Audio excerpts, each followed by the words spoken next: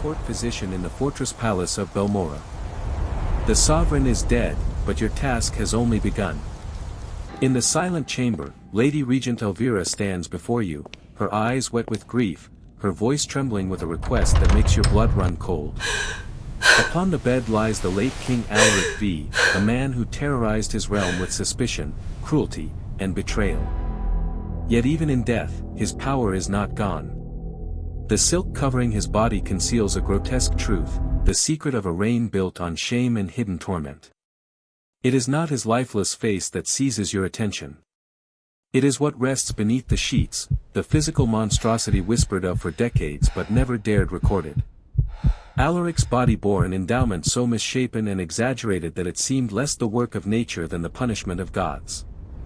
Distorted, immense, and dreadful to behold, it was at once his deepest humiliation and his most cursed pride.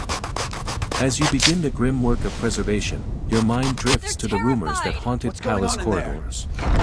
Tales of velvet cushions engineered by artisans, of shrieking brides, of failed heirs despite desperate rituals and costly potions. It becomes clear you are not merely preserving the remains of a king, but the very emblem of a reign swollen and disfigured, ruinous to everything it touched. To understand the curse of Alaric V, one must look to his ancestry. The dynasties of Belmora had for generations intermarried cousin to cousin, uncle to niece, sister to brother. Their bloodline had curdled into madness and deformity. Alaric was born into this poisoned heritage, a living symbol of decay. His parents, Lord Casimir and Lady Althea, themselves close kin, never imagined what cruel trick of heredity their child would carry into manhood. From early youth, whispers spread about the prince's condition. By adolescence, physicians described it in their coded journals, an organ of unnatural length, curving like a weapon, narrow at the base yet grotesquely thick at its end. One physician, less discreet than others, called it a walking staff of flesh. The prince, raised in a court where refinement and delicacy were prized, quickly understood he was an object of laughter and revulsion. This shame festered into bitterness. Servants who accidentally glimpsed him were flogged or vanished entirely. His cruelty grew in proportion to his paranoia. When a boy page once stumbled into his chamber at the wrong moment, Alaric ordered not only the boy's punishment but his family's exile. From then on, none could witness the deformity without suffering dearly. Marriage, however, was unavoidable for a king. His first bride, Princess Serenia, came innocent and hopeful. On their wedding night, her innocence curdled into terror. Upon seeing him, she shrieked, "Monster," and collapsed. Physicians were summoned to explain that the cushions, oils, and straps brought to the chamber were customary. What followed was not consummation but something closer to medical violence. Serenia endured repeated sessions, dosed heavily with laudanum, her body breaking under the strain until miscarriages destroyed her spirit. She died young, whispering prayers for mercy. She's gone!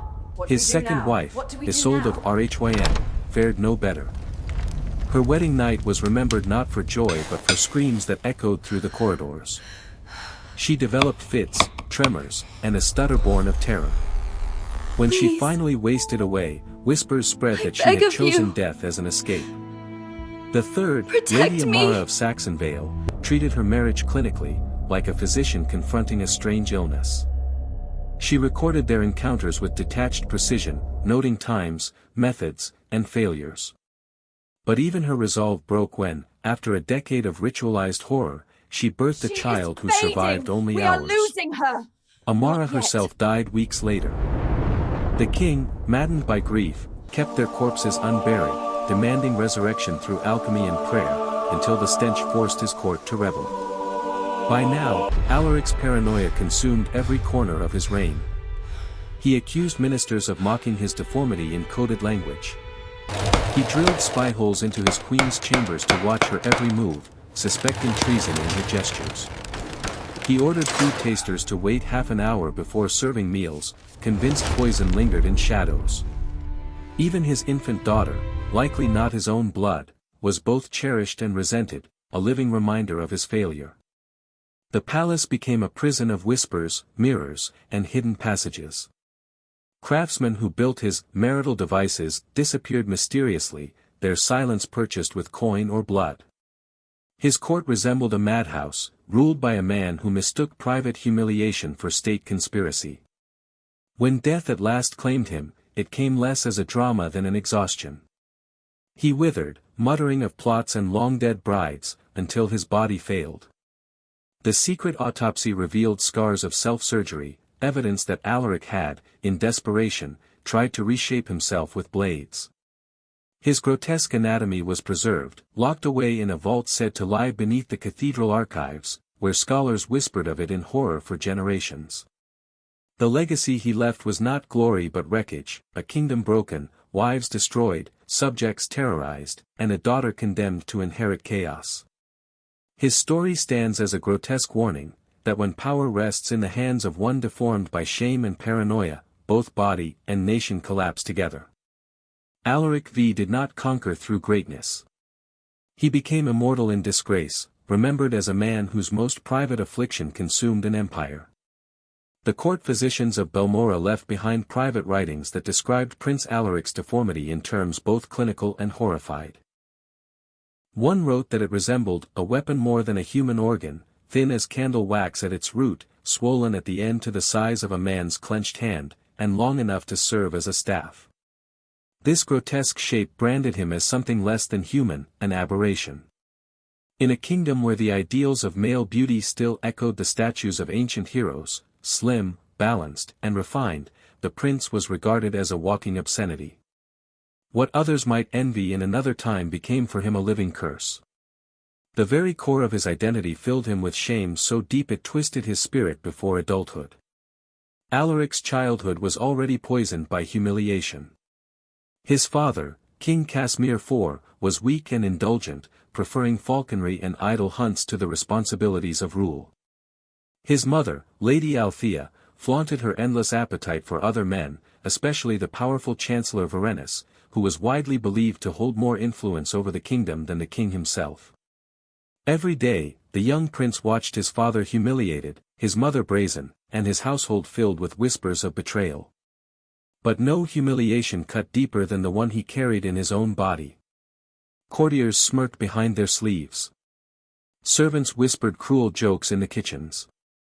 Foreign envoys, arriving for banquets, returned home with scandalous tales of the prince who carried a monstrous burden of flesh. Alaric learned early that he was a spectacle of ridicule. Every bow from a subject, every polite smile from a tutor, seemed to him a mask hiding mockery. What others might dismiss as gossip became, in his mind, proof of a conspiracy of laughter directed at his most intimate self. Resentment began to rot him from within.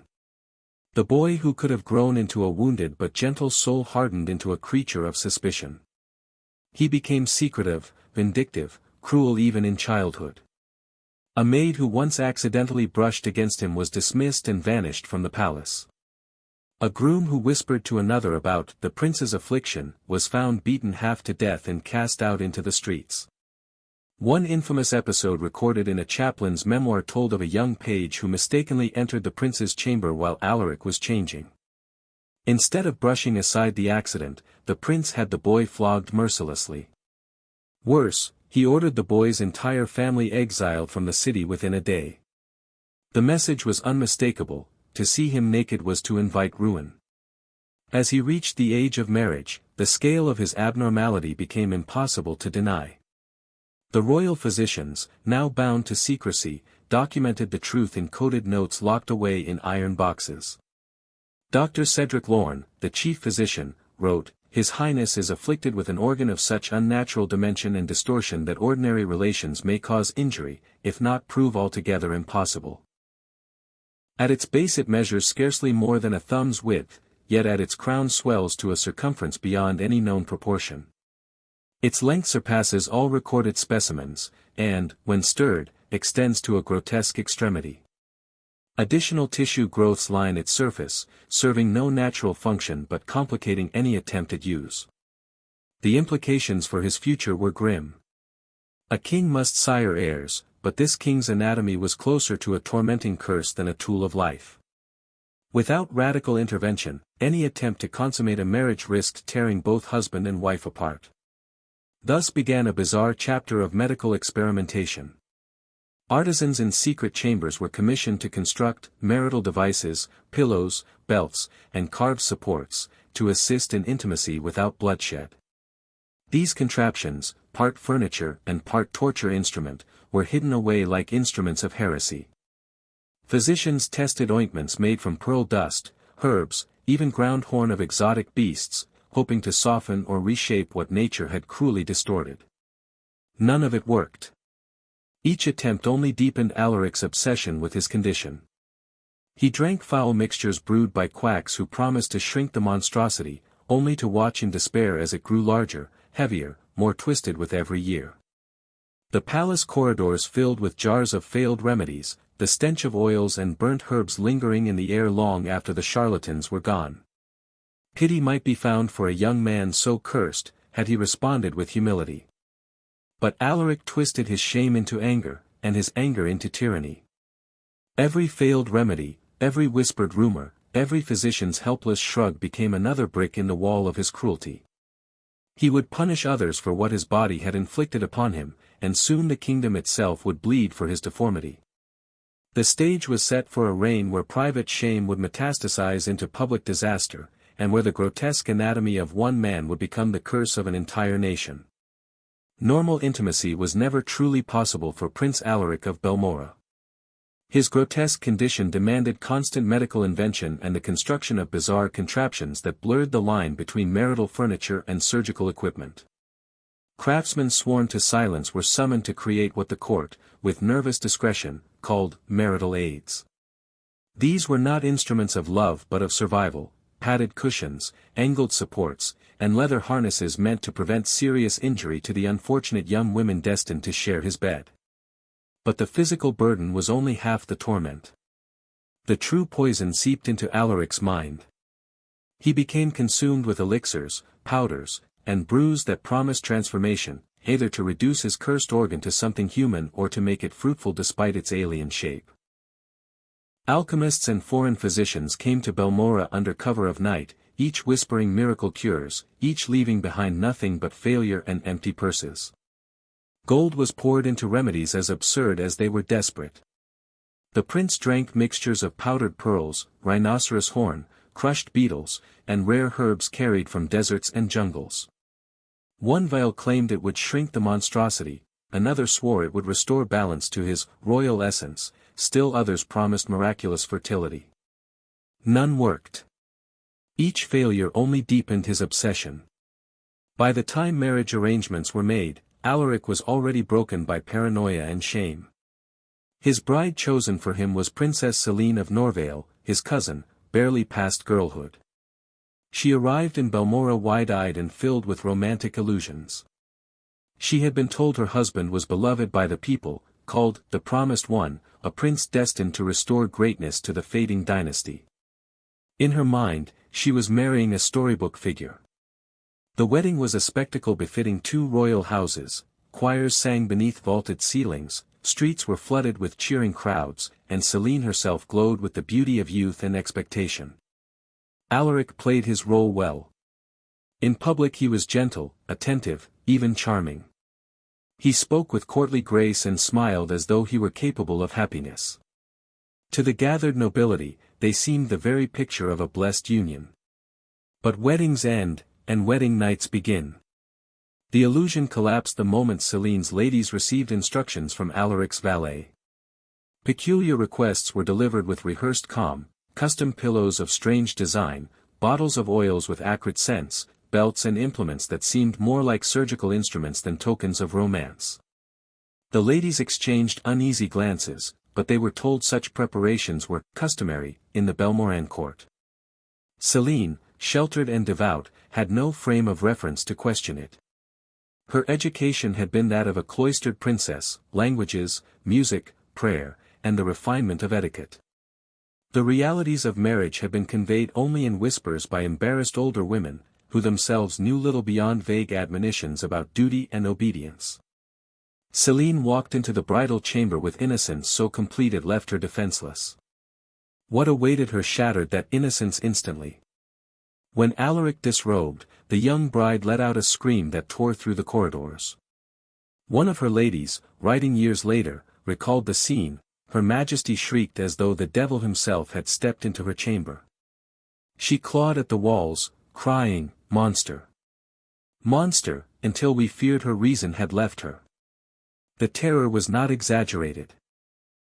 What she saw was no ordinary organ, but a grotesque club of flesh, narrow at its root, then twisting upward, swelling with grotesque bulges, curving in unnatural angles, its surface marred by growths that resembled tumors more than human tissue. The sight alone was enough to reduce her to hysteria. Céline had dreamed of tender union, of whispered vows in the dark.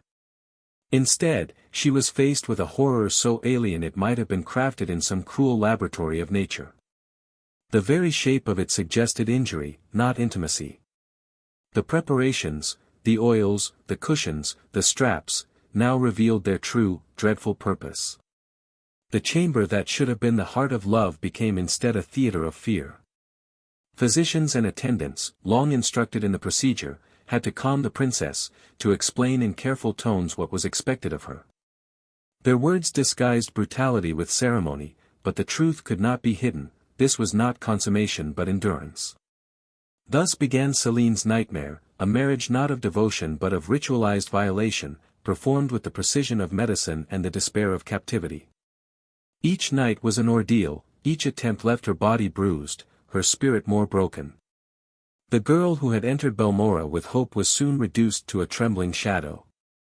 The courtiers whispered, the servants pitted, and the kingdom itself became entangled in the grotesque private life of its ruler. What began as a secret shame now threatened to become the undoing of an entire realm. What unfolded in the bridal chamber of Belmora's fortress was not a union of man and wife but something closer to an anatomical experiment. Physicians, sworn to secrecy, were summoned to instruct the horrified Princess Céline on what must be endured. The velvet cushions were positioned, the oils poured, and the contraptions arranged. What should have been the tender consummation of a marriage resembled a medical trial, performed under the shadow of fear. Private letters later uncovered from the archives of the royal physicians paint a picture almost too grotesque to believe. Alaric's deformity was so unmanageable that even his own body risked injury if unsupported. The monstrous organ had to be rested upon a specially designed pillow, its bulk controlled so it would not collapse under its own weight. For Céline, this procedure was more torment than intimacy. She screamed, wept, and trembled, yet the ritual continued, night after night, under the watchful eyes of men sworn to protect the dynasty's future. The princess, desperate to endure, was dosed with heavy draughts of laudanum. Soon she could not face the ordeal without it. What began as reluctant compliance grew into dependence. The drug numbed her body even as it devoured her mind. Each attempt to produce an air became a carefully orchestrated routine, attendants preparing cushions and straps, physicians supervising, Céline rendered pliant by the tincture, and Alaric grimly carrying out his duty. Neither left these sessions whole. Alaric, already eaten alive by shame and paranoia, interpreted his wife's terror as insult. Her sobs confirmed his secret fear, that he was no man, but a monster. Céline, meanwhile, slipped further into despair, numbing herself with larger doses of laudanum until she was more ghost than bride. Their marriage bed became a chamber of ritualized violation, its purpose less about love than about breathing an air through clinical cruelty. Years passed without success. Not once did Céline carry a child to term, and Alaric's desperation deepened into madness. He convinced himself her revulsion had poisoned her womb, that her failure was not the fault of his cursed anatomy but of her weakness. He began to order ever more grotesque interventions. Leather restraints, crafted by the same artisans who once made his hunting saddles, were delivered to the bedchamber. Their purpose was obscene, to pin the queen in place, to prevent her from recoiling or resisting. The palace workshops that once rang with the clang of armor and the polish of lances now echoed with the stitching of silk straps and the bending of iron buckles meant for a queen's flesh. Even this was not enough. Alaric turned to the stars. He consulted astrologers, court magicians, and wandering prophets who promised conception if only the heavens were appeased. Intercourse was timed to eclipses, to planetary alignments, even to the shadows of comets. Incense choked the bedchamber, chants filled the air, and Selene was forced to play her part in rituals that felt more sacrificial than sacred. The palace became a marketplace of charlatans. Alchemists sold potions brewed from crushed gems and serpent's blood. Peddlers offered amulets guaranteed to break curses. Priests of dubious sects demanded ceremonies that blended scripture with superstition. Every passing mystic, every self-proclaimed sage, was welcomed if he promised what the king longed to hear, that his deformity was not a curse, but a hidden blessing. One of the strangest episodes came when a traveler from the eastern deserts was admitted to the court. He claimed to be a sage who carried the secrets of forgotten dynasties. With unblinking certainty, he told Alaric that his deformity was in fact a mark of divine favor, the legendary serpent staff spoken of in ancient lore. It was, he insisted, a sign of virility beyond ordinary men, and only through the proper rites could its full power be unlocked. For 3 months, Alaric subjected Selene to these rituals. Incense clouded the chambers. The pair were forced into unnatural positions dictated by scrolls the mystic claimed were sacred. Prayers were muttered in languages no one else understood. The king believed utterly, clinging to the idea that his torment was not humiliation but destiny. But destiny never came. Selene's body, battered by years of forced compliance, carried pregnancies that ended in miscarriage, each more harrowing than the last. One ended in her 4th month, leaving her bedridden and delirious. Another carried nearly to term, only to end in a bloody, catastrophic labor that nearly claimed her life. The pity of the court was whispered, never spoken aloud. The queen had become a hollow shell, living more in prayer and laudanum than in the waking world. The king, blind to her suffering, saw only conspiracy and failure. And so, the bridal chamber of Belmora became infamous in secret. What began as a marriage became a theater of cruelty, a stage where one man's deformity and madness destroyed not only his wife but also the dignity of a kingdom. For months, King Alaric subjected himself and Queen Selene to grotesque rituals prescribed by the wandering mystic. The air in their chambers grew thick with incense, the walls echoing with monotonous chants, as the pair were forced into positions drawn from ancient scrolls that no one but the charlatan could interpret. To the astonishment of the court, these humiliating ceremonies seemed to yield results. Selene conceived not once, but twice. At last, the palace dared to hope. Ministers whispered of a future secured, and Alaric strode with renewed arrogance, convinced the curse was broken. But hope turned swiftly to horror. The first child was lost in its 4th month. Physicians muttered vague phrases about the queen's delicate constitution, though in their private journals they admitted the truth. The brutal contortions of her body under Alaric's monstrous anatomy had made a sustained pregnancy almost impossible. What polite medical language disguised was that every attempt at intimacy carried the violence of an injury. The second loss was worse, far crueler. Selene endured her pregnancy nearly to the end.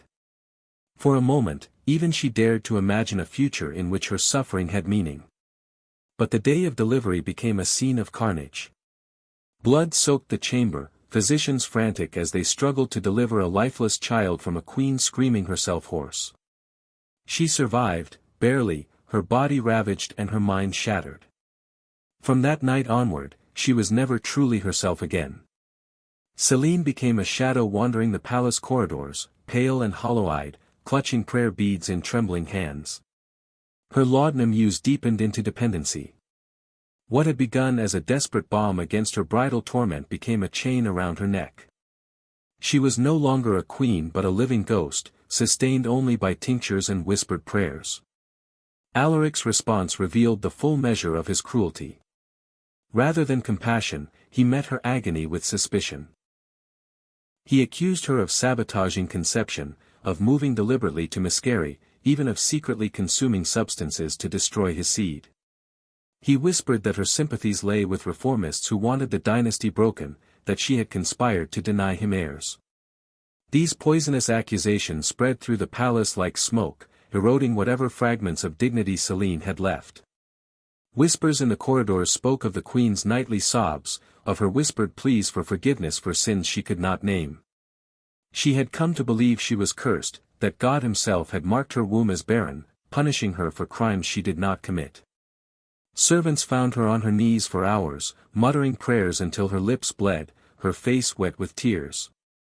At only 20 years of age, Céline's body finally surrendered. The official record declared her death the result of fever, complicated by her fragile constitution. The truth was more merciless: she was destroyed by despair. Years of forced rituals, repeated violations, miscarriages, and laudanum had eroded both flesh and spirit. She died not of illness, but of unrelenting torment. Even in death, she was not granted peace. Whispers began at once. Some said she had not died naturally at all but had been poisoned, by the very king who once paraded her as his jewel. He had tired of her failures, and wanted a new bride whose body might endure his monstrous demands. The rumors grew darker when, days after her burial, the palace apothecary was found lifeless in his chamber. A letter lay by his side, though it vanished almost immediately into the hands of Alaric's agents. Its contents were never revealed. Some whispered it was a confession, that the apothecary had administered poisons to Céline under royal orders. Others believed it described in detail the king's grotesque anatomy and the impossible demands forced upon the queen. Whatever truth it held, it disappeared into the same vaults where so many of Belmora's secrets rotted. Alaric, meanwhile, wore the mask of grief in public. He stood by her bier, face solemn, accepting condolences with the stiffness of a widower. But in private, he betrayed his relief. Within weeks of Céline's burial, the king began making inquiries about a new marriage. This time, he sought not innocence or beauty, but women already proven fertile, those who had borne children in previous unions. For Alaric, his first wife had been a failed experiment, discarded like a broken device. Now he required a replacement, a new vessel through which he might continue his bloodline and prove that his curse could be overcome. The court, still shrouded in mourning, watched in horrified fascination as their king turned from Céline's coffin to new marriage negotiations without pause. It was as though her suffering had been nothing more than a footnote in his obsession. After Céline's death, the physicians of Belmora worked with frantic desperation to prepare King Alaric for a second marriage. They knew that if another queen were to be subjected to his condition without innovation, disaster would follow again. In their hidden workshops, they devised devices stranger and more elaborate than before, padded braces of steel and leather, pulleys that could shift the monstrous weight of his anatomy, and even early surgical experiments that sought to carve away at the deformity. It was medicine stretched beyond reason, half invention, half torture. These secret experiments left scars not only upon the king's body but upon his mind. His first marriage had ended in tragedy, and the humiliation of failure had hardened into something poisonous. He no longer viewed his wives, his subjects, or even his most trusted advisers as human beings with dignity. To Alaric, all others were objects, tools to serve his pleasure or obstacles to be crushed. Céline, his first queen, had been a tool that failed to function and was discarded accordingly. His courtiers were instruments to protect his pride. His kingdom itself was nothing more than a stage upon which his obsessions could play out. Palace staff felt the change immediately. His temper, once a private affair, became a weapon. Servants were ordered about with sadistic delight. Some were dismissed for minor mistakes, others disappeared entirely when they glimpsed too much. One chambermaid who accidentally stumbled upon the king disrobing was never seen again. Guards who faltered in their duty to protect the secrecy of his chambers were not merely punished but reassigned to the most dangerous border fortresses, where survival was unlikely. The king's paranoia metastasized. He became convinced that whispers of his deformity spread endlessly behind his back. This was not entirely false, his grotesque condition had long been the gossip of Europe, but his response was wildly disproportionate. He compiled secret lists of those he believed were mocking him, real or imagined, and rehearsed elaborate schemes of vengeance. By then, Powerful nobles and generals, disgusted with the incompetence of Alaric's father, saw the prince as a potential figurehead for reform. They mistook his bitterness for patriotism, his obsession for strength. These conspirators, calling themselves the Ardent Circle, dreamed of using Alaric to overthrow the weak monarch and his corrupt council. They whispered to the people that he was the desired one, a champion who would restore Balmora's greatness. What they did not see, or chose not to see, was that they were aligning themselves with a man already unraveling. His body was a prison, his shame a festering wound, and his paranoia a fire consuming his reason. Alaric's dysfunction had shaped him into something dangerous, far worse than the mediocrity they wanted replaced. Behind the palace walls, his behavior grew darker. He ordered servants to spy on one another, promising rewards for those who brought him tales of mockery. He paced through the halls with sudden outbursts, accusing innocent courtiers of betrayal. Ministers found themselves summoned at midnight, forced to sit through hours of rambling speeches about conspiracies that existed only in the king's imagination. When the Ardent Circle finally moved forward with their plot to place him upon the throne, Alaric proved their worst miscalculation. The plan was discovered, and the prince revealed his cowardice in full. Rather than protecting his allies, he betrayed them one by one. He wrote confessions in his own hand, listing names and details of the conspiracy, begging forgiveness from his parents.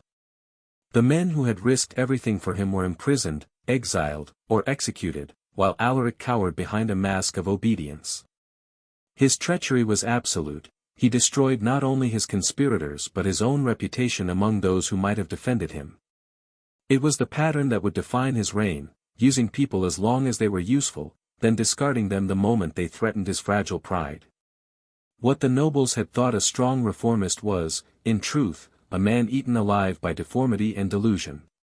His lust for revenge, his sadistic cruelty, and his paranoia would soon bleed beyond palace walls, infecting the kingdom itself. Thus the story of Balmora darkened further, a ruler born from a cursed bloodline, shaped by humiliation, who turned every personal failure into a public disaster. His body was grotesque, but the true deformity lay in his soul. And all who had conspired with him now realized, too late, that they had unleashed not a savior but a tyrant. While his allies languished in exile or chains, King Alaric's betrayal revealed the true pattern of his life: use those around him as tools, then cast them aside the instant they ceased to serve his ends. It was the same philosophy he applied to his marriages, his courtiers, even his kingdom. Behind every mask of loyalty lay calculation, behind every smile lay suspicion. At the same time, his body continued its grotesque betrayal. Court physicians, already sworn to secrecy, recorded with horror that his deformity did not merely persist, it grew. What had once been monstrous became unthinkable. New swellings appeared, folds of tissue thickened, and unnatural curvatures twisted his anatomy further still. Each year brought fresh abnormalities, as though his flesh itself mocked the throne he sat upon. Some scholars in later generations speculated that Alaric may have suffered from a condition akin to macrogenitosomia, a rare hormonal disorder that causes abnormal growth throughout adult life. Whatever the medical explanation, the practical reality was cruelly clear: his condition demanded ever more elaborate contraptions, and wives either submissive by nature or broken into compliance. Without them, an heir was impossible. Thus began one of the most chilling policies of his reign: the deliberate selection of women whose minds could be manipulated and whose bodies could be coerced. It was no longer enough to choose royal brides for alliances. Now the criteria included pliability, naivety, or desperation. Girls with strong will or fragile health rarely survived him. The palace workshops, once famed for their artistry, became laboratories of horror. Hidden in the lower chambers of the fortress, artisans toiled over devices that straddled the line between surgical instruments and implements of torture. Cushions of adjustable height, clamps lined with velvet, belts fitted with buckles and chains, all designed to make the king's intimacy possible without destroying his partners outright. The craftsmen who built these obscene inventions were rewarded handsomely but lived in constant fear. Their work was guarded like a state secret. Any slip of the tongue, any whisper outside the palace walls, could mean death. Several disappeared under mysterious circumstances, their bodies found in alleys or rivers, while others were quietly reported as retired. It was widely believed that Alaric himself ordered their elimination to ensure silence. The tragedy of his condition might have ended in whispers and rumors, but fate thrust it into the open when Balmora fell under foreign occupation. Conquered by the armies of a rising empire, Alaric was forced from his throne. Stripped of power, he became a prisoner of his enemy, and with captivity came humiliation. The conquerors knew well the scandalous secrets of the Balmoran court. Their intelligence files contained not just political intrigues but intimate records of Alaric's deformity. To them, he was not only a fallen monarch but a medical curiosity, a grotesque specimen to be studied. Transported to a castle far from his homeland, the king found himself subjected to relentless examinations by foreign physicians. Unlike his own doctors, bound by royal decorum, these men treated him as little more than flesh on a table. They measured, prodded, sketched, and recorded.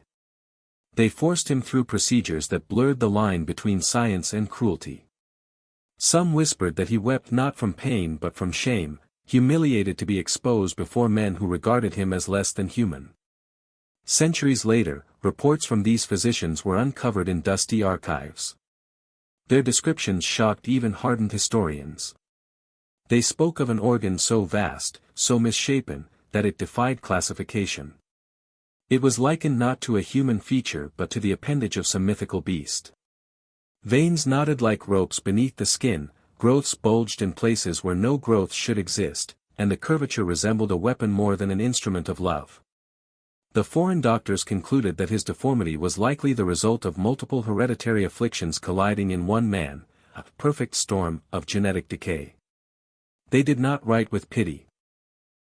They wrote with fascination, as though cataloguing a freak specimen rather than describing the suffering of a human being.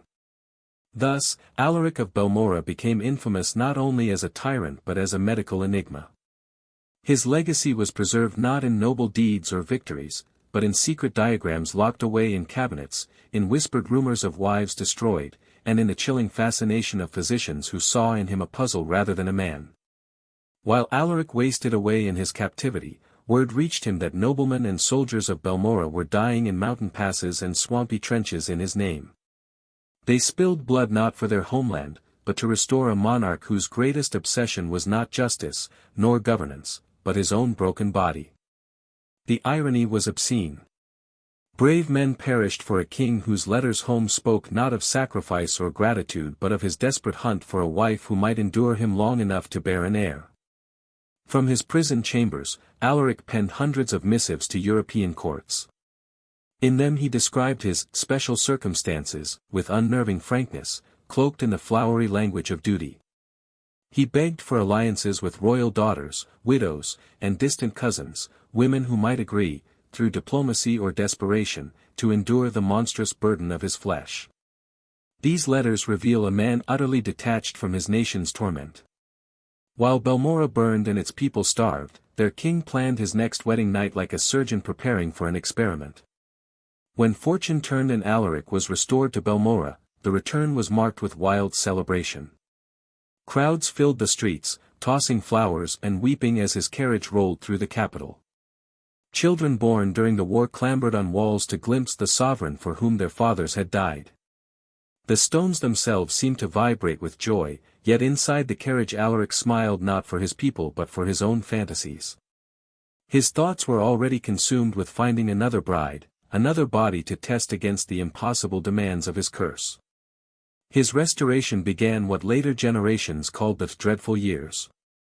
To chroniclers, this phrase encompassed political tyranny, censorship, and executions.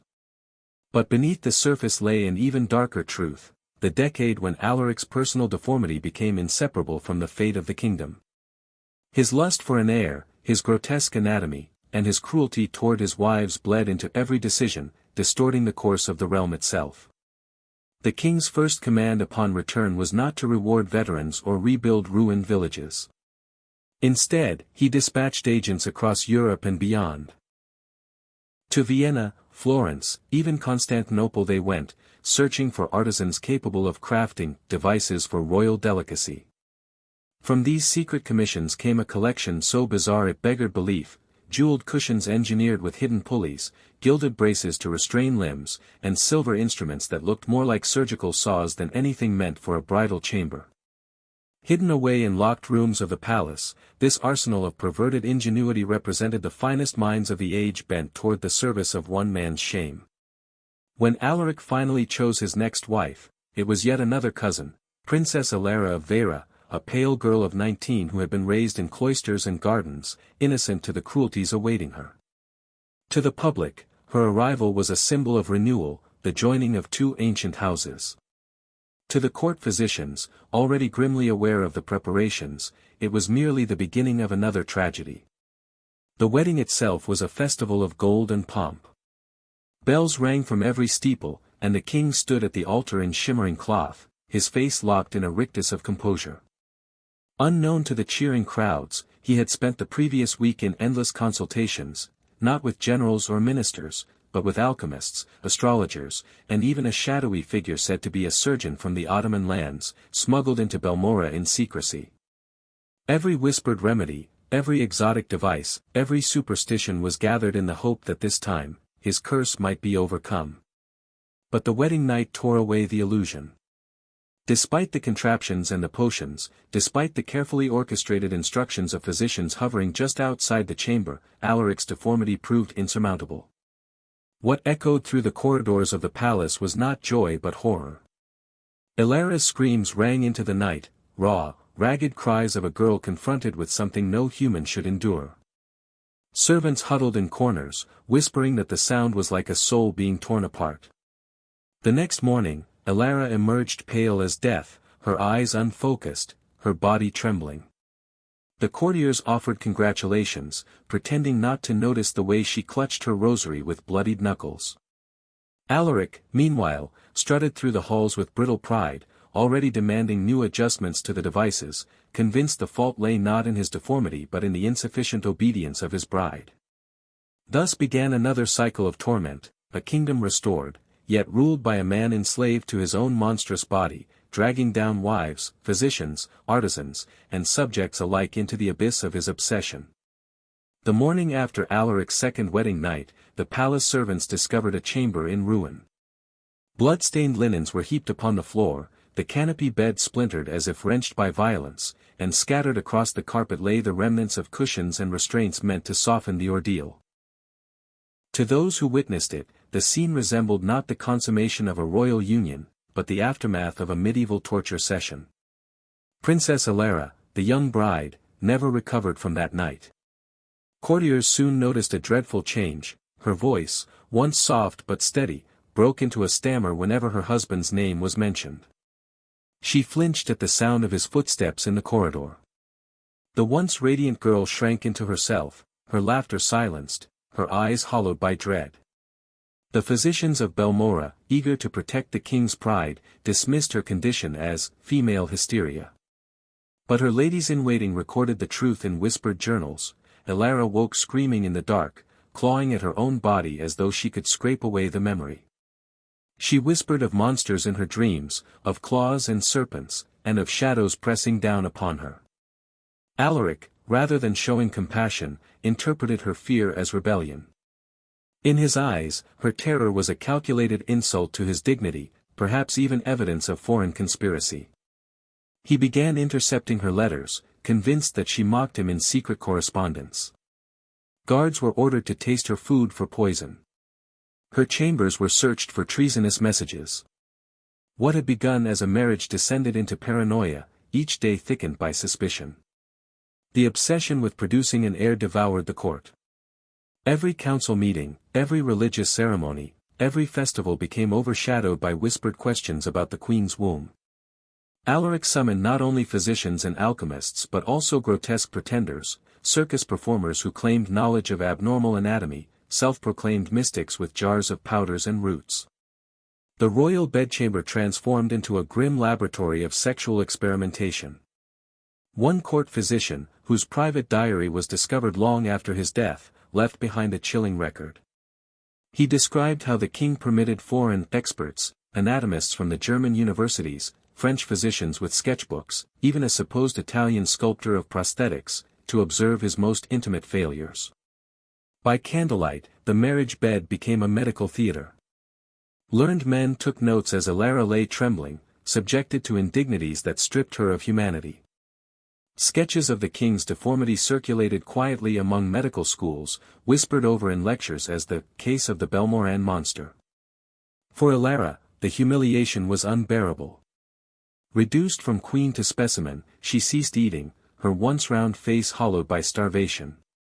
Servants described a 1,000-yard stare that chilled them more than her screams ever had, a vacant gaze, as if her soul had already departed.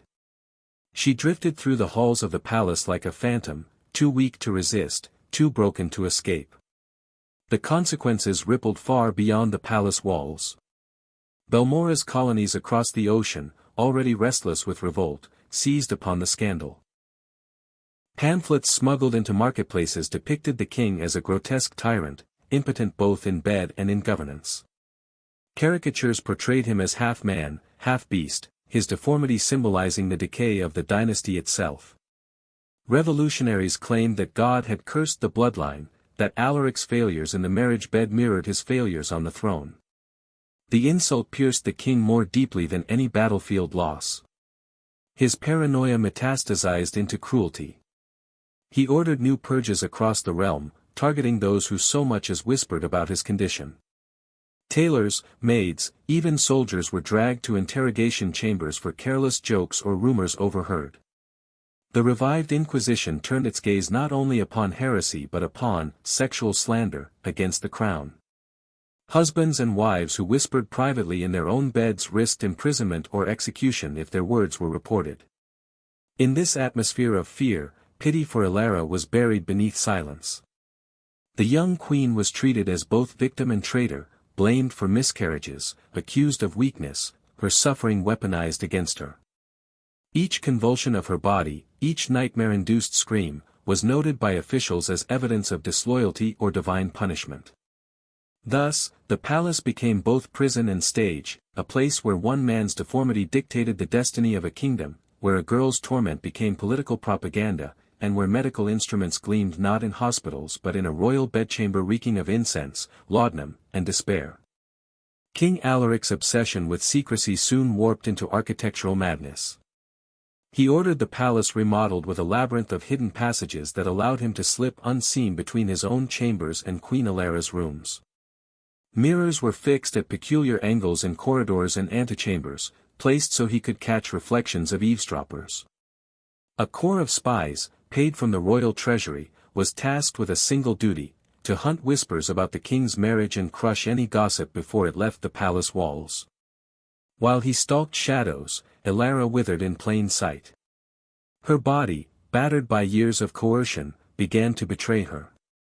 Palace physicians noted strange episodes in which she displayed the signs of pregnancy, swelling, nausea, changes in mood, though no child quickened in her womb. They called it phantom gestation. For Alaric, it was a brief reprieve, each illusion sparking hope that his cursed body had at last produced an heir. But the inevitable disappointment struck with double cruelty, and the entire palace was forced to share in his alternating frenzy of joy and collapse. Servants whispered of the king pacing outside her chambers during these false pregnancies, muttering prayers one moment and spitting curses the next. He raged at the heavens, convinced that God withheld from him what was rightfully his. For weeks at a time, the machinery of state froze, ministers left waiting in silence while Alaric brooded over his wife's barren body. Alara, already fragile, descended into despair. Some in the court suspected she sought her own release.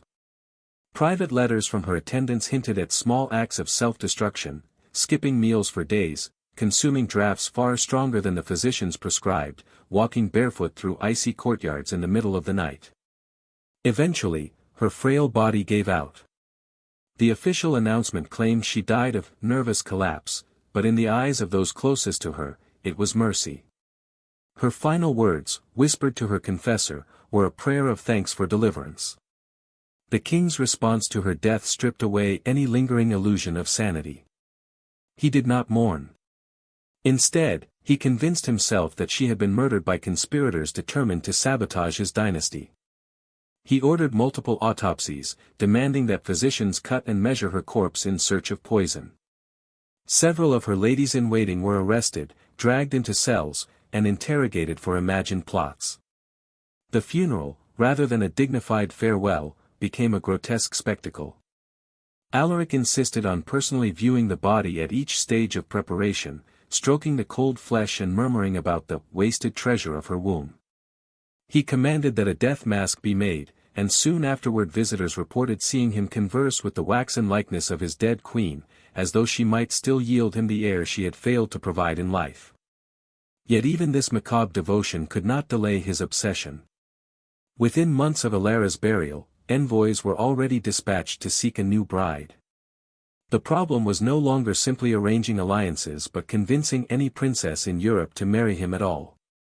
His reputation had spread. The fate of his first two queens was whispered in courts from Lisbon to Vienna, stories of broken bodies and shrieking wedding nights haunting every negotiation. Prospective brides withdrew their names after private consultations with physicians who had served in Balmora's palace. Others agreed only on extraordinary conditions, separate bedchambers, guards of their own choosing, written assurances that their health would not be sacrificed. Alaric's deformity, once confined to rumor, had become a diplomatic scandal, a liability that risked isolating the kingdom itself. Thus, the king's quest for an heir, once a private torment, was now entangled with the very survival of Balmora's monarchy. Ministers pleaded with him to temper his demands, to consider adopting a relative as heir, but Alaric raged at the suggestion. For him, the problem was not only dynastic but personal. His grotesque body had become the measure of his pride, and to admit defeat was unthinkable.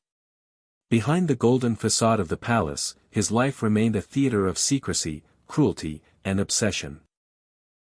And with each wife destroyed, with each desperate experiment, Balmora itself bled a little more, its king's deformity festering into the body politic, warping the fate of an entire nation. At last, the king's envoys unearthed a willing candidate, Princess Amara of Helbrecht, a Saxon noblewoman whose family's coffers were so depleted that they agreed to overlook the monstrous rumor surrounding Alaric. Amara was 24 when she arrived at Balmora, older and more seasoned than the fragile girls who had preceded her. Yet she carried the same tragic glimmer of hope, believing she could succeed where others had failed, and that her duty might win her dignity. Her wedding to Alaric lacked the grandeur of earlier ceremonies. The court, wearied by two disastrous royal unions, no longer celebrated with fireworks or foreign fanfare. The gilded halls rang hollow, the laughter thin, as though everyone present already anticipated tragedy. There were fewer guests, fewer speeches, fewer illusions. The union felt less like a celebration than an obligation. But Amara was not naive. Her family's physicians had corresponded secretly with Balmoran doctors, preparing her for the grotesque ordeal that awaited her. She traveled with her own physician in attendance, a stern man who specialized in difficult unions, and brought a collection of devices, cushions, ointments, tinctures, packed discreetly among her trousseau. Unlike Alara, she faced her role as though it were a medical trial. The marriage quickly settled into its grim rhythm. Encounters were scheduled like surgeries, precise times, careful preparations, physicians on hand should disaster strike. There was nothing of tenderness in these couplings. Amara, with clinical discipline, recorded each attempt in a private journal, dates, methods, outcomes, cataloging her ordeal with the precision of a scientist. She measured her suffering in lines of ink, as though observation might grant her control. This detachment infuriated Alaric. He sensed in her composure a quiet condemnation, as though she viewed him not as a husband but as a grotesque specimen. His paranoia soon twisted this perception into suspicion, that Amara was documenting his condition for foreign courts, reducing his most intimate shame into intelligence reports. His spies confirmed her regular correspondence with Helbrecht physicians, and to Alaric, this became proof of betrayal. Every letter, every whisper, every sealed envelope seemed an attack on his dignity. While he obsessed over her reports, the kingdom itself decayed. Across the seas, Balmora's colonies slipped one by one into independence. Fortunes that had sustained the empire for centuries evaporated, but Alaric scarcely noticed. Cabinet meetings were postponed because the king was unwell after a failed attempt at intimacy. Urgent matters of famine and revolt languished for weeks while Alaric sought new salves and contraptions from foreign specialists. The monarchy that peasants had once restored with joy now resembled a hollow carcass, bled dry by the deformity of one man. The people began to whisper what foreign satirists already shouted openly, that Balmora was ruled by a man incapable of ruling even his own bed. Pamphlets smuggled in from abroad mocked him as the impotent tyrant, and caricatures showed him bound to devices of wood and iron, his crown perched absurdly on his sweating brow. To his subjects, starvation and banditry became the daily proof of his failures; to his enemies, his deformity became a metaphor for the rot of his kingdom. Still, the king clung to his obsession. He poured fortunes into contraptions more elaborate than ever, mechanical frames, ointments mixed from alchemical powders, bizarre rituals involving fire and ice. Nothing mattered more than forcing Amara to produce an heir. The queen endured in silence, her health fading under the strain of a decade of medicalized torment. Then, impossibly, the court announced that she was with child. After 10 barren years, Amara conceived. The palace erupted in astonishment. Ministers wept with joy, bells tolled for days, and across Europe, courts buzzed with speculation. How had the Balmoran monster achieved what seemed impossible? Had some new device succeeded? Had divine providence at last intervened? For a fleeting moment, Alaric stood taller. He strode through the palace corridors, head lifted, daring courtiers to mock him now. His monstrous pride swelled with the swelling of his queen's belly. Yet beneath the celebration lay dread, for all who knew the king's history understood that hope, in Balmora, was always the prelude to catastrophe. When Queen Amara's swelling belly could no longer be hidden, the palace erupted with speculation. Some claimed it was divine providence, a miracle granted to cleanse the cursed bloodline. Others credited the king's endless medical contraptions and foreign experts. The more cynical whispered of betrayal, that the child was not Alaric's at all, but the offspring of some discreet courtier or guard. The king's own reaction to the pregnancy was a volatile storm of euphoria and dread. He smothered Amara in suffocating protection. Guards were doubled at her chamber doors, midwives imported from every corner of Europe, and priests summoned daily to bless her womb. He demanded that alchemists concoct protective elixirs and mystics perform rituals to ward off curses. To Alaric, the very air seemed hostile, every shadow a potential assassin sent to rob him of his heir. For a time, the pregnancy seemed steady. Yet by the 7th month, ominous complications arose. Amara complained of searing pains and sudden bleeding, symptoms that modern knowledge would identify as placental abruption. But the palace was a battlefield of clashing treatments. Physicians begged for calm and careful management, while Alaric dragged in mystics, astrologers, and charlatans who prescribed candles, chants, and even the application of heated metals. In this chaos, real medicine was suffocated by superstition. The queen went into premature labor one spring evening. What followed was nothing short of a nightmare. Alaric insisted on presiding in person, strutting about the chamber with blood on his hands, shouting contradictory orders, and hissing at the physicians to work faster. The delivery dragged into a grotesque spectacle of agony. At last, a frail infant emerged, a daughter. For a few brief hours, she drew breath, and the king cradled her as though salvation had arrived. But before dawn, her tiny chest stilled. Amara, though alive, was broken. Fever consumed her body, infection gnawed at her strength, and despair hollowed her soul. Within 3 weeks, she was dead, leaving Alaric alone once again. The king's reaction plunged the palace into horror. He refused to allow burial. For days, both mother and child lay in their chambers as Alaric demanded resurrection. Physicians were forced to attempt absurd rituals, applying poultices to cooling flesh, pouring tonics into lifeless mouths, even shocking the corpses with contraptions meant to stir the humors. The stench of decay spread through the palace corridors until courtiers gagged behind perfumed handkerchiefs. Still, the king raved that his wife and child could be restored, if only the right method were found. Only when rot and putrefaction became undeniable did he relent, permitting interment. Yet the damage to his sanity was irreversible. Alaric withdrew into a twilight existence. He stopped eating, stopped ruling, and spent his days gazing at the morbid relics he had commissioned, waxen death masks of all three of his lost queens, arranged in a private chamber where he muttered to them as if they might answer. Ministers described their king as a ghost haunting his own palace. Outside, the kingdom fractured, banditry flourished, and revolution simmered. But fate had not finished with Alaric. Even as his reign tottered, his advisers pressed him toward yet another marriage. They insisted that the monarchy required stability, that only a fresh union might still produce an heir. Their choice was Princess Celestine of Naples, a woman of sharp wit and considerable beauty. Alaric, sunk in despair, barely protested. What the ministers concealed until the contract was signed was that Celestine already carried another man's child. By the time she entered Belmora, her condition was impossible to disguise. She walked the aisle swollen with pregnancy, a living affront to the very obsession that had consumed Alaric's life. The farce fooled no one, courtiers whispered, foreign envoys sneered, and the people muttered that their cursed king had been cuckolded before the altar. Thus began his fourth and most humiliating marriage, a union built not on hope but on mockery, a scandal that confirmed to all of Europe that Alaric's dynasty was as barren as his deformity had always foretold. King Alaric, blinded by desperation, accepted the obvious deception without protest.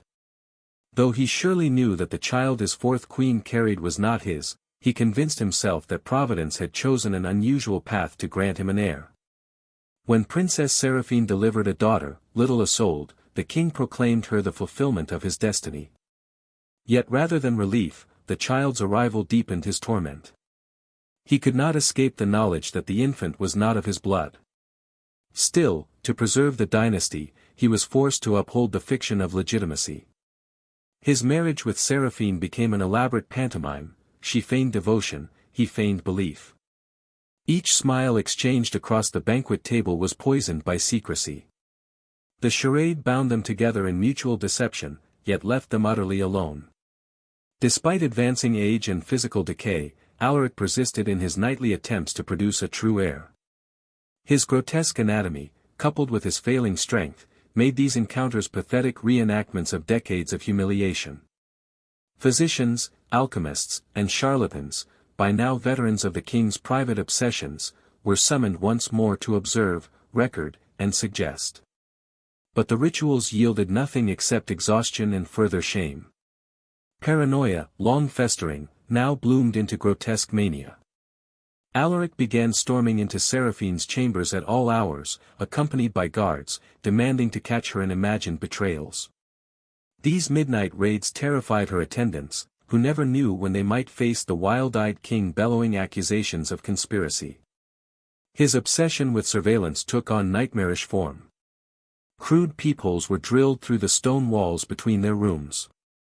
Servants reported glimpsing the monarch's eye pressed against these openings, watching as Seraphine nursed her daughter, as she prayed, even as she sat quietly in her chair.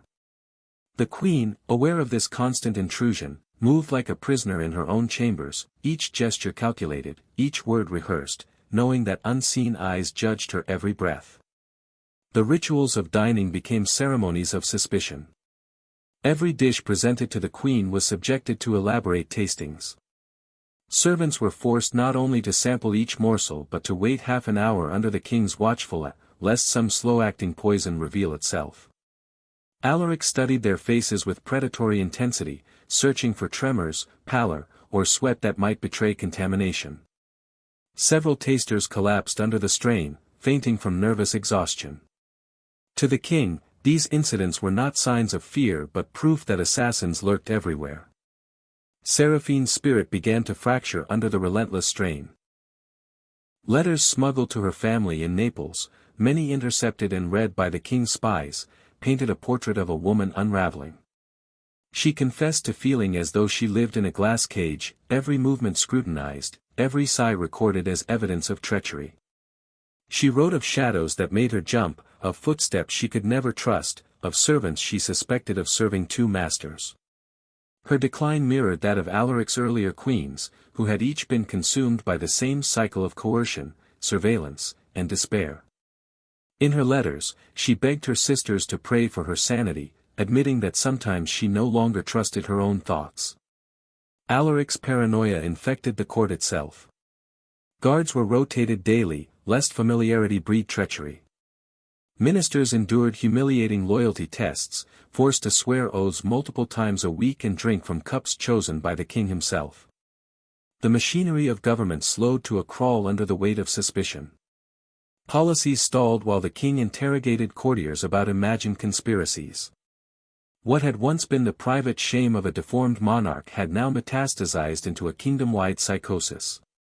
Balmora's people starved, its armies fractured, its colonies slipped away, yet the palace remained obsessed with a single, grotesque question: could the king, at last, produce an heir of his own blood? And in the middle of this suffocating web sat Queen Seraphine, a woman who had arrived with cautious hope, now reduced to a trembling captive, her every prayer whispered beneath the gaze of a husband who trusted no one, not even himself. King Alaric's madness soon infected even the machinery of state. In private councils, he deliberately contradicted himself, speaking nonsense one moment and the opposite the next, waiting to see which minister dared to correct him. Any hint of contradiction was seized as proof of treason. The once elegant court of Balmora, once admired across Europe for its polished etiquette and artistic grandeur, dissolved into a grotesque theater of fear, where every word and gesture could mean survival, or doom. Courtiers learned to converse in riddles, their sentences crafted with painstaking ambiguity. They lowered their eyes, avoided direct glances, and carried themselves with the cautious neutrality of spies in enemy territory. Conversations were reduced to whispers in darkened corridors. Friendships dissolved overnight when a misplaced phrase was overheard, and alliances shifted constantly in a desperate dance of self-preservation. A single careless word could mean exile, imprisonment, or the noose. Even his infant daughter, Princess Isolde, became a vessel for his obsessions. Though Alaric knew she was not of his blood, he clung to her as heir while simultaneously despising her as living proof of his impotence. For hours he would sit in eerie silence, staring at the child as if she were a puzzle to be solved. He scrutinized the curve of her nose, the shape of her lips, the tilt of her brow, comparing them with his own portraits, then with those of Queen Seraphine's rumored lovers. He commissioned painters to capture the girl at every stage of infancy, ordering meticulous studies that he could lay side by side against family likenesses. He searched for himself in the baby's face and cursed when he could not find it. To him, every brushstroke was a reminder of his most grotesque irony: the throne would pass to a child who existed only because he could not sire one of his own flesh. The paradox gnawed at him, dripping poison into every rare moment of tenderness he felt toward her. Determined to silence his torment, Alaric summoned genealogists, physicians, and natural philosophers to prove what could never be proven. They bent beneath the weight of his demand, writing reports so carefully worded they could be read as both affirmation and denial. Their manuscripts, preserved centuries later in hidden archives, revealed desperate scholars performing rhetorical acrobatics to satisfy a king's delusion without sealing their own death warrants. Meanwhile, Seraphine's existence became unbearable. The king's surveillance of her reached new heights of degradation. Servants were ordered not only to intercept her letters but to report the expressions on her face as she wrote them. Did her eyes narrow? Did her lips tremble? Each detail was documented and delivered to the king, who devoured the reports like scripture. Her every movement was catalogued. The time she spent at prayer, the titles of the books she dared to open, the courtiers she addressed during public ceremonies, all were noted, weighed, and interpreted as evidence of loyalty or treachery. The queen, stripped of privacy, was forced to live as though upon a stage. Centuries later, when renovators uncovered her hidden diary behind a false panel in her chambers, the true cost of this existence became clear. She described herself as an actress who could never leave the stage, condemned to perform a role even in her dreams. She wrote of holding her face frozen in serenity while her heart thundered with dread, of whispering prayers in the dark not for her soul but for her sanity. The diary is a document of despair, but also of astonishing endurance. Through its faded ink, one can still feel the crushing weight of a crown warped by deformity and paranoia, pressing down upon a young woman trapped in a nightmare of surveillance and suspicion. Her words, trembling yet defiant, stand as testimony to the human cost of Alaric's grotesque reign, a reminder that behind every rumor of monstrous anatomy, every scandal of medical experimentation, there lived women whose lives were torn apart by the tyranny of one man's obsession. The consequences of King Alaric's paranoia soon reached far beyond the walls of Balmora's palace. Foreign envoys, who once marveled at the splendor of his court, now wrote secret reports to their governments describing a monarch consumed by delusion and a kingdom buckling under his instability. Diplomats, once eager to arrange dynastic marriages, quietly withdrew proposals. Whispered doubt spread through Europe. How could a nation led by a king so unhinged be trusted with alliances or treaties that demanded decades of stability? Alaric's personal dysfunction had become an international liability. What should have been minor courtly requests became fodder for accusations of treason. When Queen Seraphine asked to redecorate her private apartments, Alaric insisted it was an attempt to construct hidden compartments for daggers or phials of poison. A simple compliment to the Queen's beauty was twisted into evidence of coded signals exchanged between traitors. Even prayer could not escape his suspicions. He became convinced that Seraphine's kneeling before altars was not devotion but secret communication with foreign bishops plotting his overthrow. The economic devastation caused by this spiral of paranoia was staggering. Royal funds were bled dry to feed his obsession with security. Secret passageways honeycombed the palace walls, alarms of absurd complexity were installed, and armies of spies crept through every corridor. The king demanded multiple sets of food tasters, one group to taste, another to monitor the tasters, and yet another to watch the watchers. Fortunes were squandered on these measures while the kingdom's coffers collapsed. Farmers starved as taxes rose, roads crumbled, and entire provinces were left defenseless against rebellion. The palace itself took on the atmosphere of a fortress and a madhouse combined. Torches flickered against walls riddled with hidden doors. Locks clanged at every turn. Guards rotated so frequently that no one held a post long enough to grow familiar with their surroundings. Servants were forced to whisper their prayers for fear of being accused of plotting through holy words. Meanwhile, the king's body began to betray him under the relentless strain of sleeplessness and suspicion.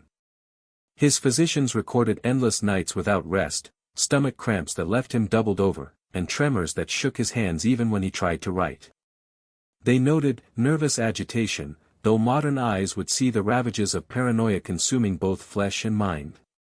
The more he obsessed over threats, the more those threats seemed real, feeding a vicious cycle that dragged him ever deeper into madness.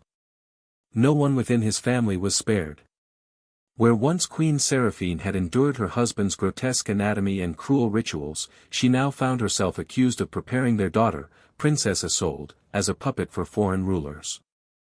What was maternal instinct became, in his diseased mind, treasonous plotting. When she requested time alone with her child, Alaric demanded to know what poisonous ideas she whispered into the girl's ear. Even lullabies were overheard and reported upon, dissected as if they contained hidden codes of rebellion. His brother, Prince Dorian, long his supporter, was suddenly branded a rival. The king interpreted Dorian's smiles as veiled threats, his gifts as weapons in disguise. Birthdays, anniversaries, and family gatherings turned into macabre performances where every bouquet, every jeweled trinket, was inspected for signs of conspiracy. Where others saw celebration, Alaric saw traps. The servants suffered perhaps most of all.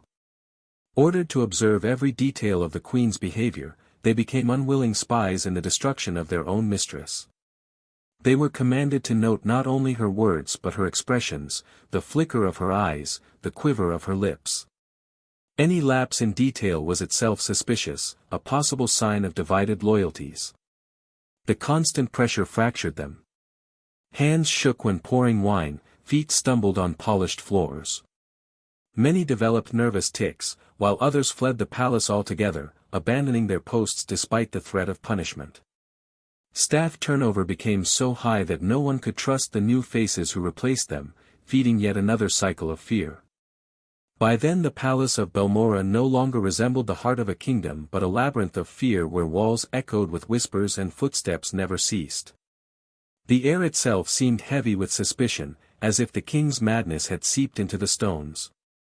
And all the while, beyond those crumbling walls, the kingdom itself decayed, its economy shattered, its colonies lost, its people starving, while its ruler obsessed not with governance but with imagined poisons, phantom conspiracies, and the unbearable shadow of his own deformity.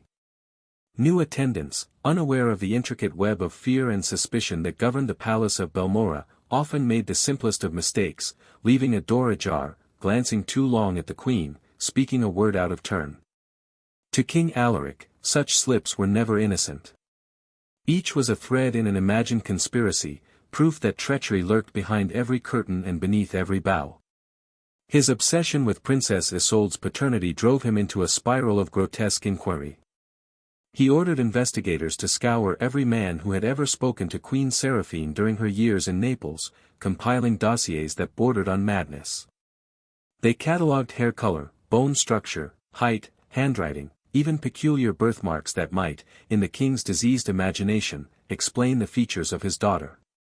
Medical records were seized, family lineages dissected, and private letters read aloud in dark chambers where Alaric brooded over portraits, comparing the curve of a jawline or the tilt of an eyebrow to that of his child.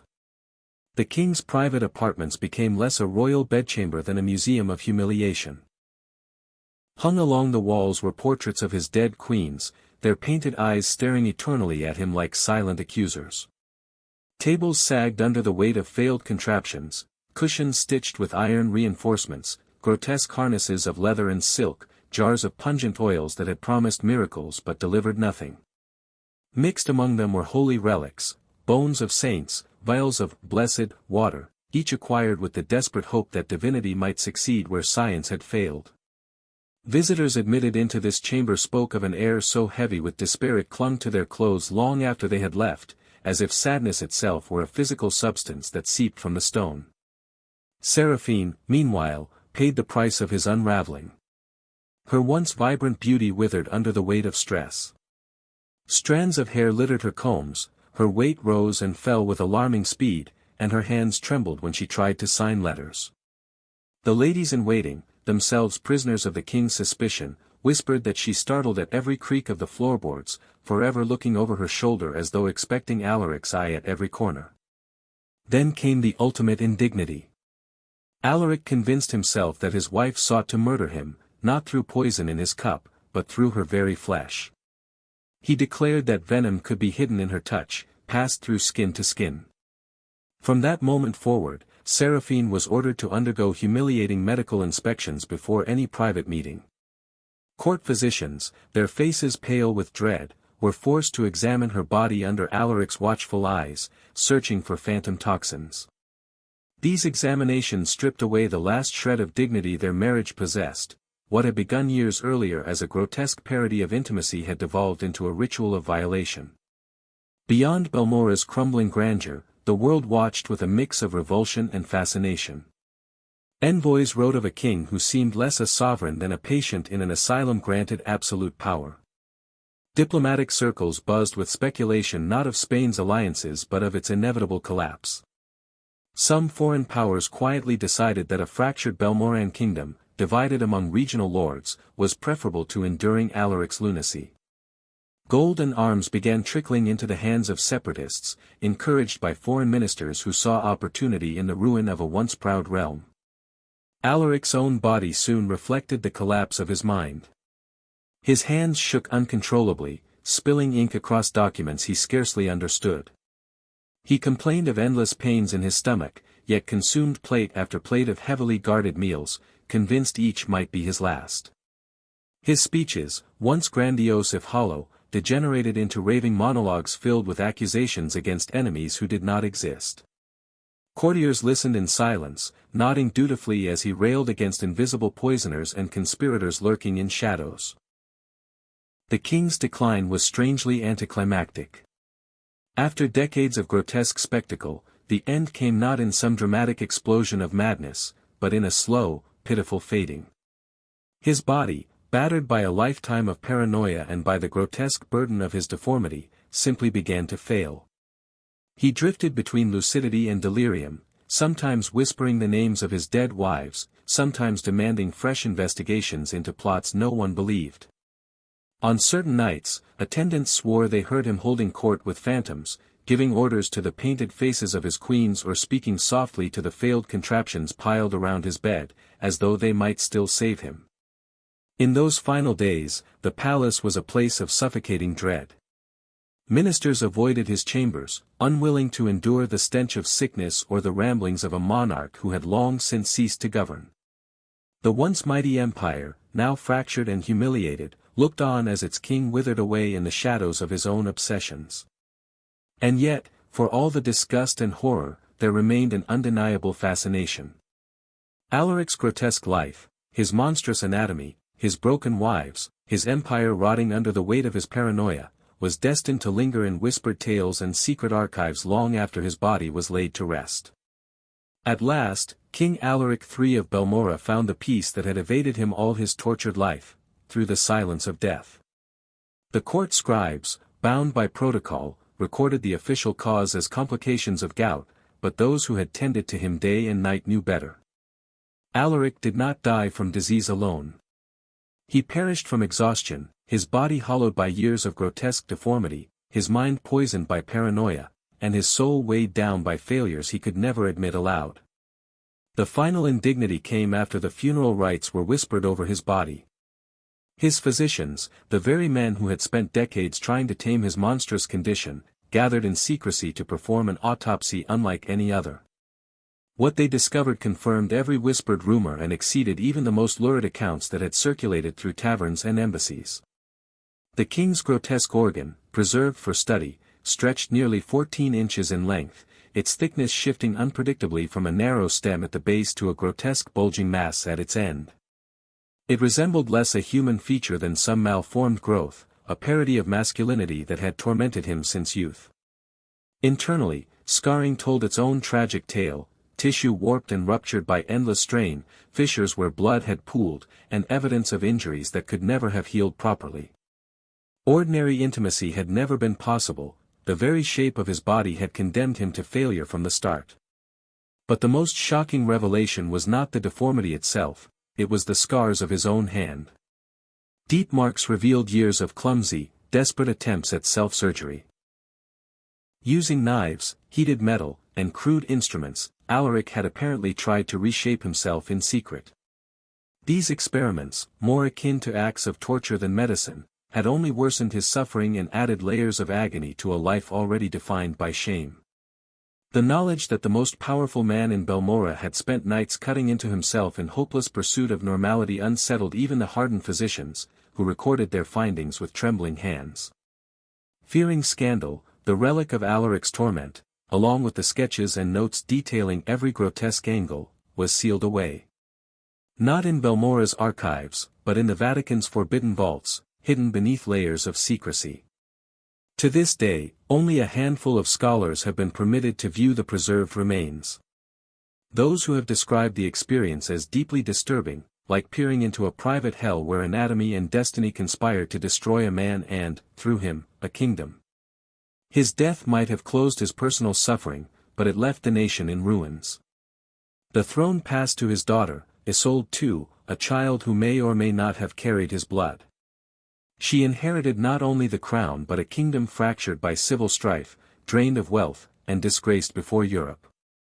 What had once been a proud empire that dominated seas and colonies was reduced to a weakened state, mocked by rivals who whispered that Balmora's throne had been undone by a king's deformity.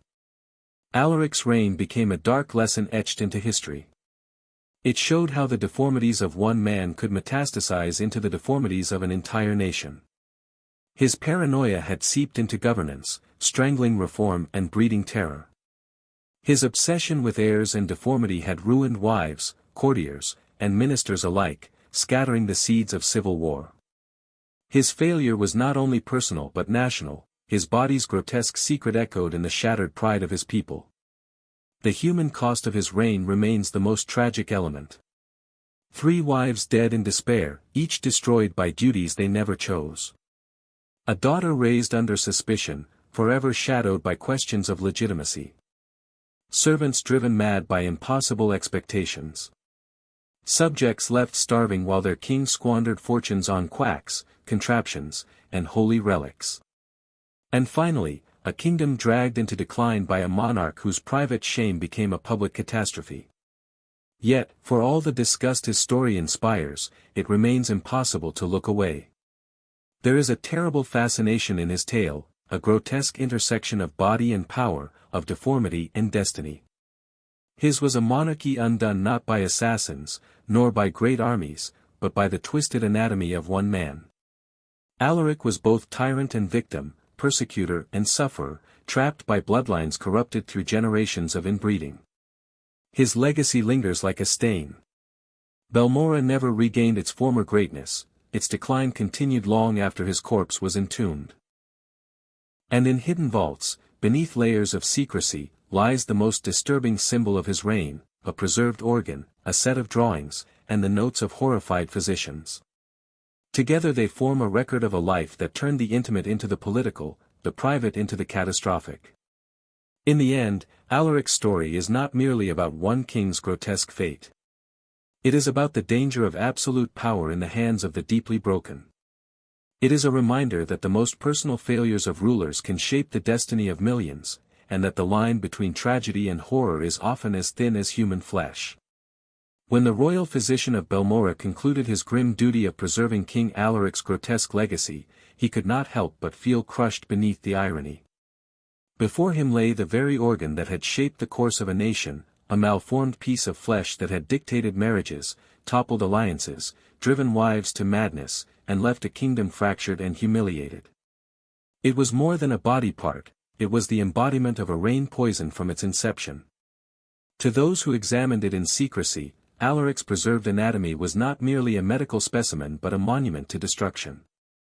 The twisted length, the unnatural girth, the evidence of scarring from his failed attempts at self-mutilation, all told a story of torment that began in adolescence and stretched into the grave. It was a reminder that power cannot shield one from nature's cruelties, and that shame, when carried by a monarch, metastasizes into national disaster. For Alaric had sought immortality in glory. He wished to be remembered as a conqueror, a restorer of Balmoran greatness, a man who stamped his name across history's pages. Instead, he achieved a darker eternity. His name would endure, but as a grotesque cautionary tale whispered in embassies and scrawled in forbidden texts. He was not celebrated as a ruler of vision, but dissected as a symbol of how personal deformity and unchecked power can twist destiny. The relic, locked away in forbidden archives beneath Rome's holy vaults, is said to remain to this day. Scholars granted rare glimpses describe their unease, the preserved flesh suspended in fluid, the detailed drawings inked by trembling physicians, the notes that read more like confessions than medical records. These artifacts form not a record of triumph but a diary of horror, an intimate secret that history dares not acknowledge openly. For to look upon them is to admit how fragile the line is between ruler and ruin. Meanwhile, the legacy left to Balmora was equally deformed. Isolde too, the child whose bloodline was shadowed by suspicion, inherited not only her father's throne but his chaos. She was forced to rule over a land gutted by paranoia, drained of wealth, mocked by rivals, and scarred by the traumas of her father's marriages. The silk sheets that once covered his monstrous body became a metaphor for the nation itself, fabric stretched to conceal something hideously broken beneath. There is pity to be felt, for the queens who entered his bedchamber full of hope and left it broken, for the servants whose lives were consumed by his endless obsessions, and even, perhaps, for Alaric himself, trapped within a body that made him both tyrant and victim. But pity alone cannot erase the disgust. Generations would speak of him as the most twisted monarch their continent had produced. His reign was not simply cruel but perversely intimate, leaving scars that reached from the private chamber into the public square, from the body of a king into the body of a nation. His true immortality lay not in monuments of marble but in whispered legend. Tavern songs mocked him with crude rhymes, revolutionaries painted him as a symbol of decayed monarchy, and even priests, behind closed doors, used his story as a warning about the sins of inbreeding and the dangers of unchecked desire. Where other kings left cathedrals, armies, or laws, Alaric left behind only the echo of screams from wedding nights, the ghostly eyes of widowed queens, and a relic so disturbing it was hidden from the world. His death did not bring an end to his curse.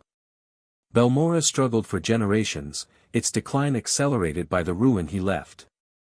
Foreign powers picked apart its territories, opportunists exploited its weakness, and rebels used his story as proof of divine judgment against the dynasty. The people who had once cheered his return from exile now spoke his name with bitterness, as though uttering a curse. And yet, fascination endures. Centuries later, historians and commoners alike cannot resist peering into the abyss of his life. What is it about his story that holds such power? Perhaps it is the grotesque intimacy of it, the way the most private failures of one man became the public calamity of millions. Perhaps it is the spectacle of shame turned into tyranny, of desire twisted into cruelty. Or perhaps it is simply human curiosity, the morbid need to know what horrors were sealed away behind locked doors and sealed vaults. King Alaric III ended as he lived, not as a ruler celebrated, but as a wound that never healed, a secret that could never be spoken aloud without a shudder. He left behind no golden age, no proud dynasty, only a nation stumbling through the shadows of his deformity. The man who could never master his own flesh had mastered only one thing, the art of turning suffering into legacy.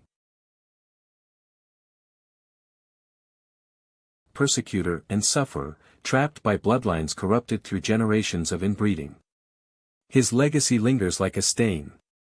Balmora never regained its former greatness, its decline continued long after his corpse was entombed.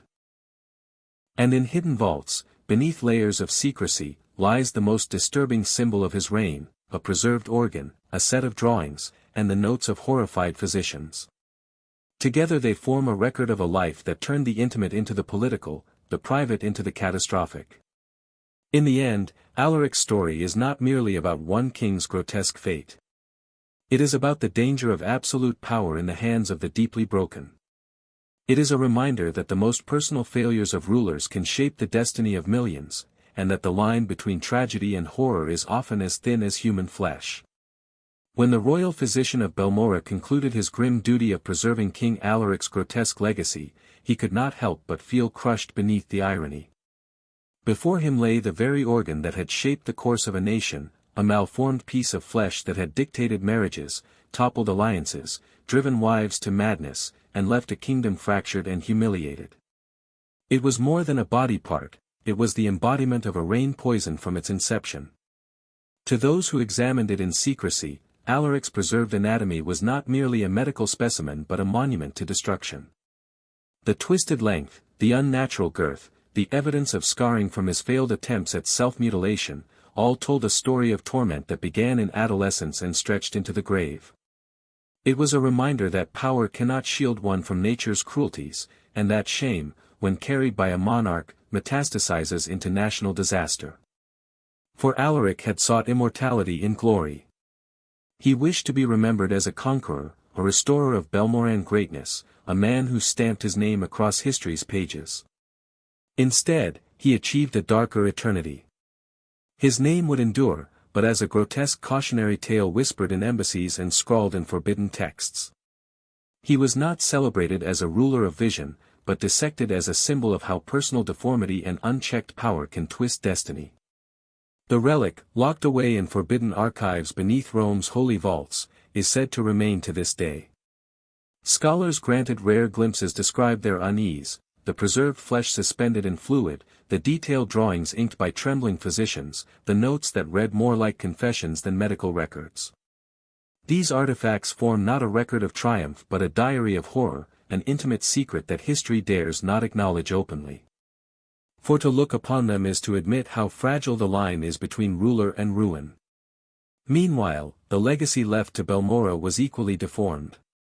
Isolde too, the child whose bloodline was shadowed by suspicion, inherited not only her father's throne but his chaos. She was forced to rule over a land gutted by paranoia, drained of wealth, mocked by rivals, and scarred by the traumas of her father's marriages.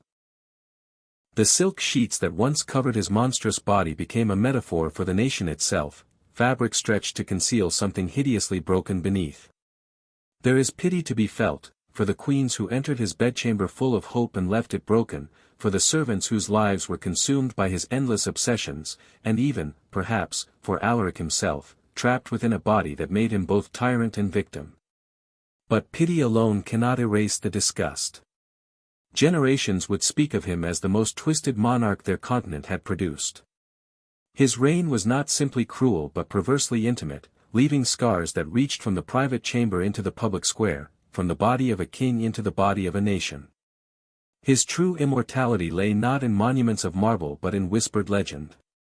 Tavern songs mocked him with crude rhymes, revolutionaries painted him as a symbol of decayed monarchy, and even priests, behind closed doors, used his story as a warning about the sins of inbreeding and the dangers of unchecked desire. Where other kings left cathedrals, armies, or laws, Alaric left behind only the echo of screams from wedding nights, the ghostly eyes of widowed queens, and a relic so disturbing it was hidden from the world. His death did not bring an end to his curse. Belmora struggled for generations, its decline accelerated by the ruin he left. Foreign powers picked apart its territories, opportunists exploited its weakness, and rebels used his story as proof of divine judgment against the dynasty. The people who had once cheered his return from exile now spoke his name with bitterness, as though uttering a curse. And yet, fascination endures.